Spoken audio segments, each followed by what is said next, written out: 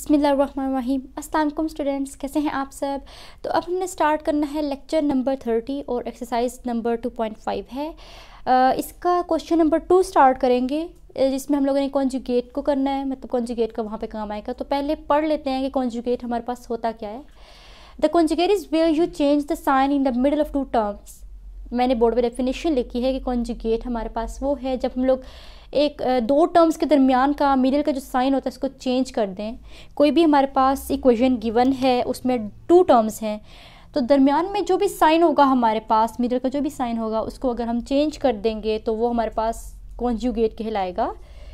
For example 2x+1 हमारे पास अगर given है तो मिड का साइन अगर चेंज कर दूँ, प्लस है तो माइनस कर दिए, तो 2x+1 का कॉन्जुगेट हमारे पास कहलाएगा 2x-1। ठीक है, the conjugate is where you change the sign in the middle of two terms।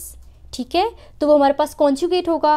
Example मैंने ले ली कि 2x+1 था, तो कॉन्जुगेट अगर फाइंड आउट करने को बोला जाए तो मिड का जो साइन है वो हम लोगों ने चेंज कर दिया। फॉर एग्जाम्पल कोई और एग्जाम्पल ले लेते हैं इसकी हम लोग, कि कोई नंबर है a+b, इसका कॉन्जुगेट अगर हमने फाइंड आउट करना है तो मिड का साइन हमारे पास क्या है, कॉन्जुगेट। सो इसका कॉन्जुगेट आ जाएगा a-b।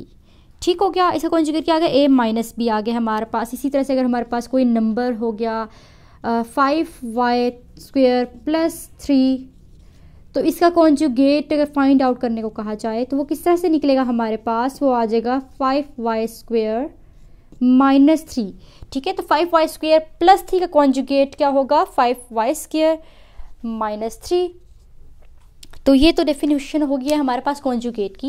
इसके बाद आता है conjugate of a complex number. क्योंकि हम लोग जो एक्सरसाइज पढ़ रहे हैं इसमें हमारे पास कॉम्प्लेक्स नंबर्स हैं, तो उसके अकॉर्डिंगली हम लोग देख लेते हैं कॉन्जुगेट क्या होता है।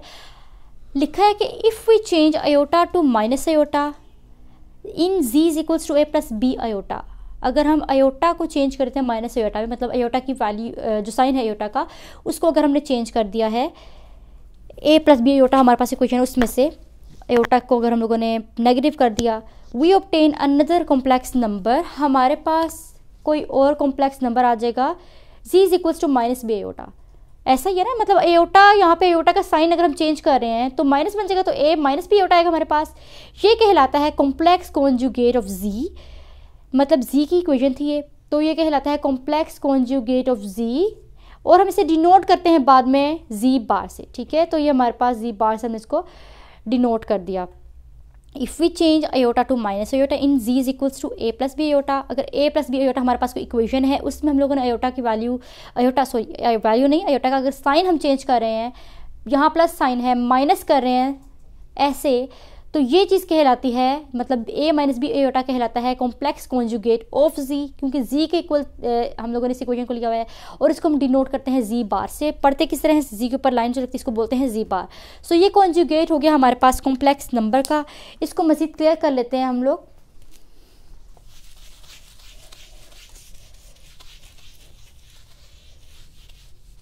कॉम्प्लेक्स नंबर का जो कॉन्जुगेट है उसको हम लोग और भी डिटेल में देख लेते हैं। जैसे अगर हमारे पास लेट्स सपोज अगर हमारे पास z इक्वल है -1 - अयोटा के, और कहा जाता है इसका कॉन्जुगेट फाइंड आउट करें, मतलब कॉम्प्लेक्स नंबर है ना z, हमारे पास z जो है कॉम्प्लेक्स नंबर हो गया ऐसे ही, क्योंकि अयोटा बीच में आ गया है, तो इसका हमें कॉन्जुगेट फाइंड आउट करने को कहा गया है। तो इसका कॉन्जुगेट हम कैसे फाइंड करेंगे, अयोटा के साथ का साइन हमेशा हम चेंज करेंगे, जो अयोटा का साइन होगा वो चेंज होगा, तब हमारे पास आ जाएगा कॉन्जुगेट। सो इसका कॉन्जुगेट आ जाएगा हमारे पास -1, तो एज इट इज रहेगा, लेकिन अयोटा का साइन यहाँ पे माइनस है, यहाँ हो जाएगा प्लस। सो ये क्या हो गया, z का कॉन्जुगेट हमारे पास क्या आ गया, -1 + अयोटा। ठीक है, और कॉन्जुगेट जब हम फाइंड आउट कर लेते हैं किसी भी इक्वेशन का तो ऊपर बार आ जाती है, तो z हम लोग यूज़ कर रहे हैं, कॉम्प्लेक्स नंबर्स को इक्वल लेते हैं हम z के, तो ये हमारे पास आ गया यहाँ पे z = -1 - अयोटा का कॉन्जुगेट z बार = -1 + अयोटा। और लेट्स सपोज कोई और एग्जांपल ले लेते हैं, कॉम्प्लेक्स नंबर कोई ले लेते हैं और उसका कॉन्जुगेट निकालते हैं। सो लेट्स सपोज हमारे पास अगर a + b अयोटा कोई नंबर है, ठीक है, ये कॉम्प्लेक्स नंबर हो गया। ऐसे ही है, इसका कॉन्जुगेट फाइंड आउट करेंगे तो हमारे पास क्या आएगा, इमेजिनरी नंबर का साइन हमेशा हम चेंज करते हैं, मतलब आयोटा का नंबर हमेशा चेंज करते हैं, इमेजिनरी नंबर जो होता है इमेजिनरी पार्ट, तो इमेजिनरी पार्ट का साइन चेंज कर दिया तो माइनस बी आयोटा बन गया। सो ए प्लस बी आयोटा और ए माइनस बी आयोटा क्या हो गए, एक दूसरे कॉन्जुगेट हो गए। तो क्या हम कह सकते हैं कि a plus b iota and a minus b iota, मतलब ये हमारे पास ए प्लस बी आयोटा और a minus b iota are called conjugates of each other, ये एक दूसरे के कॉन्जुगेट्स कहलाएंगे, ऐसा कहा जा सकता है ना, ऑफ ईच अदर। ठीक है, तो क्या आपको समझ में आ गया कॉन्जुगेट फॉर कॉम्प्लेक्स नंबर का कॉन्सेप्ट क्या था, कि हमारे पास जो इमेजिनरी नंबर होता है जो कि आयोटा है उसका साइन हमने चेंज करना होता है, तो उसका साइन जब हम चेंज कर लेते हैं तो हमारे पास कॉन्जुगेट जो है उस नंबर का निकल आता है, और ऊपर कॉन्जुगेट जब फाइंड आउट कर लेते हैं तो ऊपर बार आ जाती है। ये चीज़ शो करती है कि कॉन्जुगेट हमने फाइंड आउट कर लिया। जैसे यहाँ पे हमने कॉन्जुगेट निकाल लिया जी का, फिर ए प्लस बी एयोटा कॉन्जुगेट हमारे पास आ गया ए माइनस बी एयोटा, और दोनों को अगर एक साथ लिया जाए तो हम कहेंगे कि a plus b iota and a minus b iota are conjugates of each other. ये हमारे पास कॉन्जुगेट होगी कॉम्प्लेक्स नंबर्स के।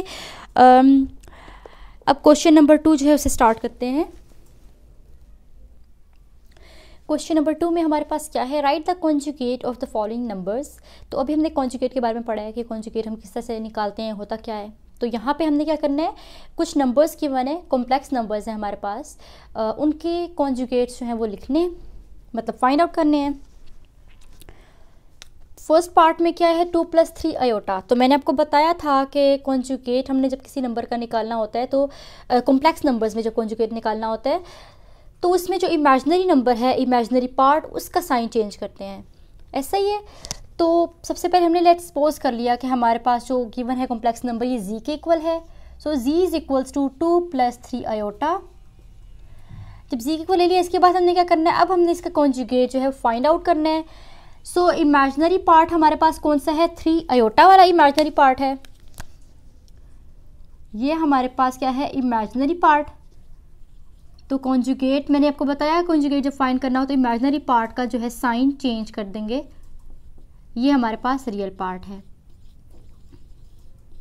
साइन किसका चेंज करना है, इमेजिनरी पार्ट का।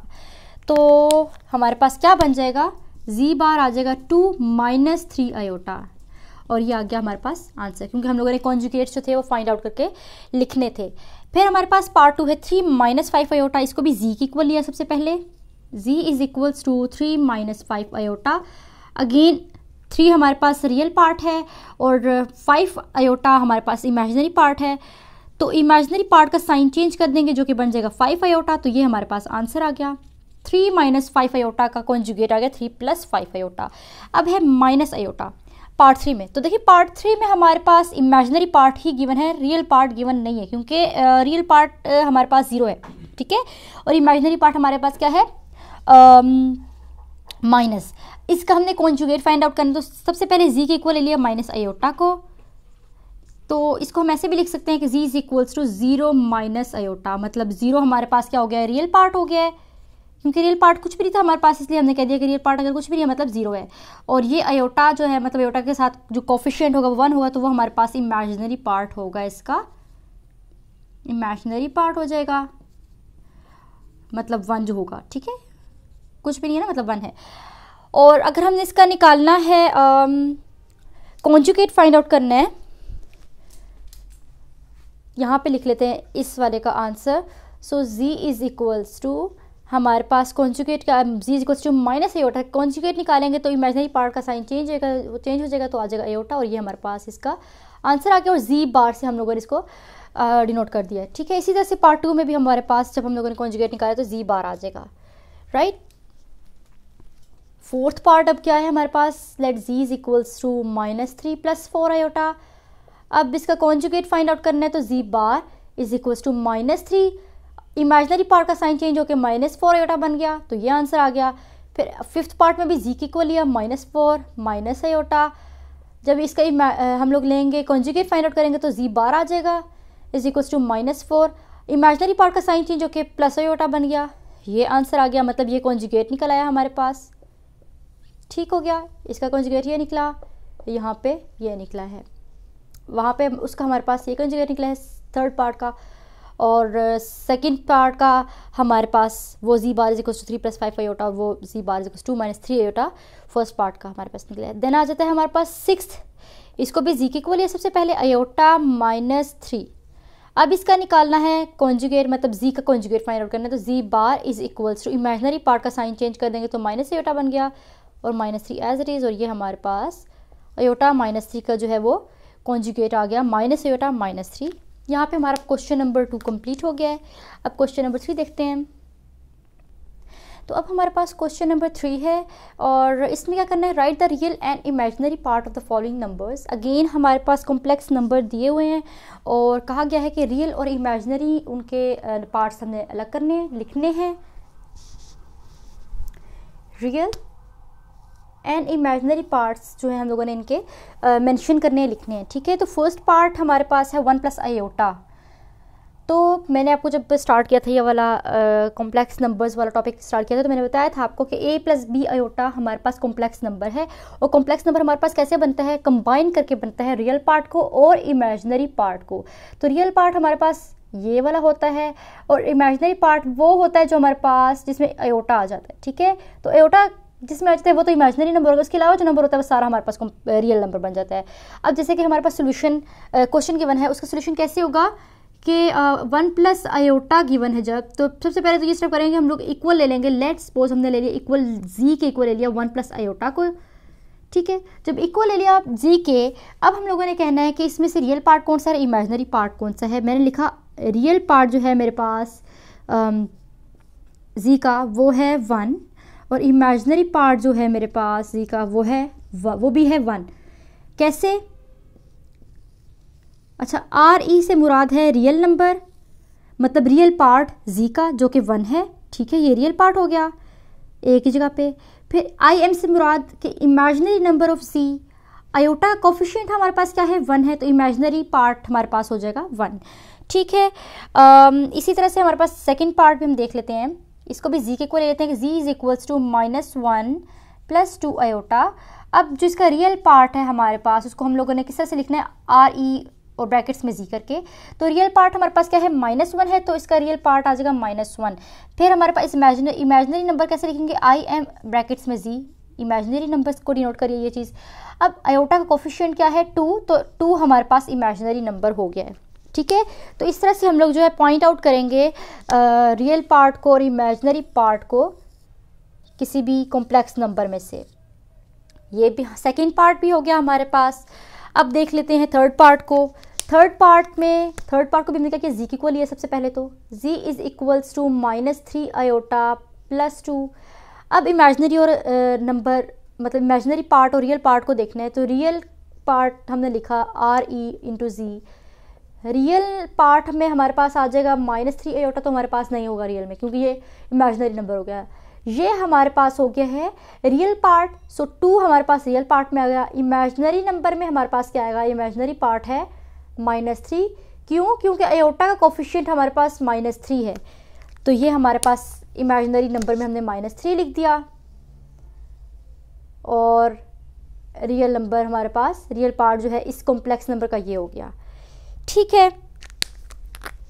इसी तरह से फोर्थ पार्ट को भी z के इक्वल लिया हम लोगों ने -2 आयोटा।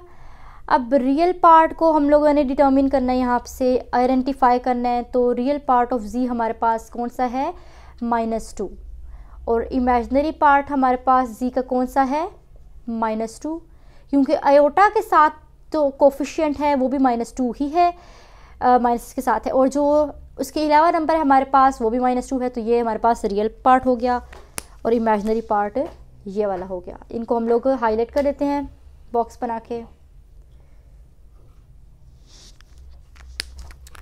इसके बाद आता है हमारे पास फिफ्थ क्वेश्चन, इसको भी z के इक्वल ले लेते हैं। सबसे पहले तो ये करते हैं ना कि हम सबसे पहले लेट्स सपोज को z के इक्वल ले लिया -3 iota.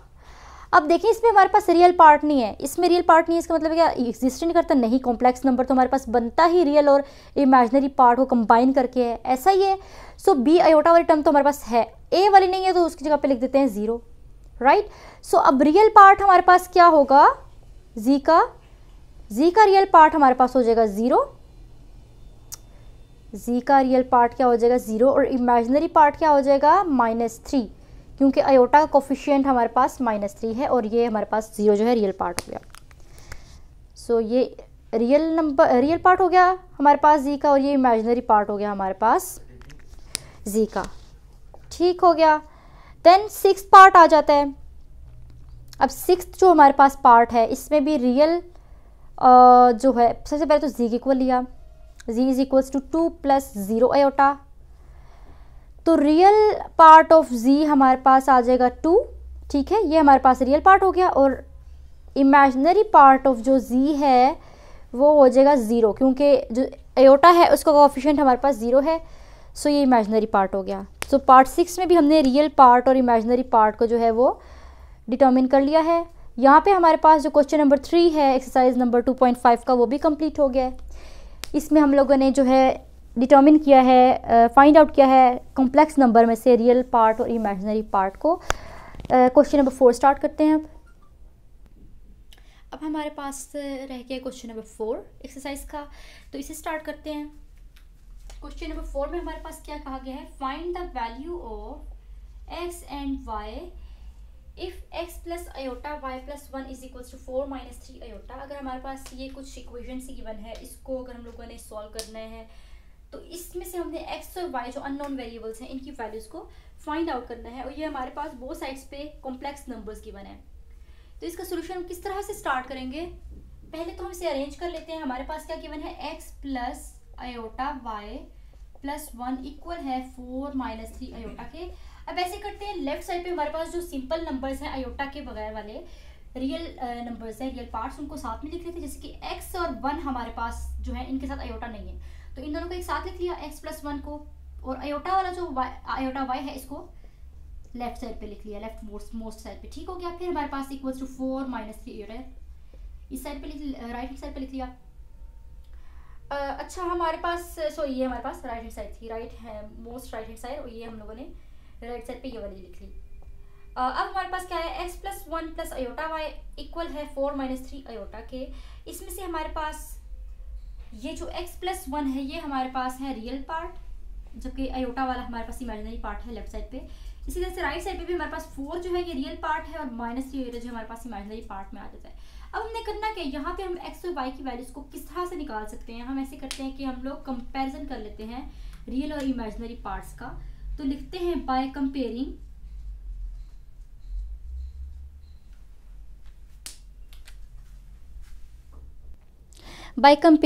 Real and imaginary parts. Real और इमेजिनरी पार्ट्स को हमने क्या करना है, कंपेयर कर देना है by comparing real parts and imaginary parts.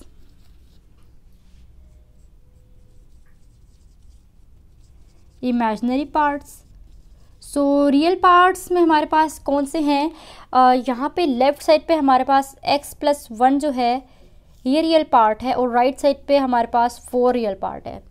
ठीक हो गया। सो x प्लस 1 को इक्वल लिख लेते हैं 4 के। इसी तरह से कंपेयर करते हैं ना, जब किसी चीज़ को कंपेयर करें तो इक्वालिटी का साइन दरम्यान में आ जाता है। और फिर इमेजिनरी पार्ट्स में हमारे पास आ जाता है यहाँ पे से y और यहाँ से -3 कोफिशिएंट। ठीक है, आयोटा का कोफिशिएंट यहाँ पे y हो गया और यहाँ पे -3 हो गया है। सो इनको कंपेयर कर लेते हैं, y इक्वल्स टू -3। तो देखिए y की वैल्यू ऑटोमेटिकली हमारे पास निकल आई है। यहाँ पे x की कैसे निकलेगी, 4 -1 हो गया इधर आके और x इज इक्वल्स टू 3 बन गया।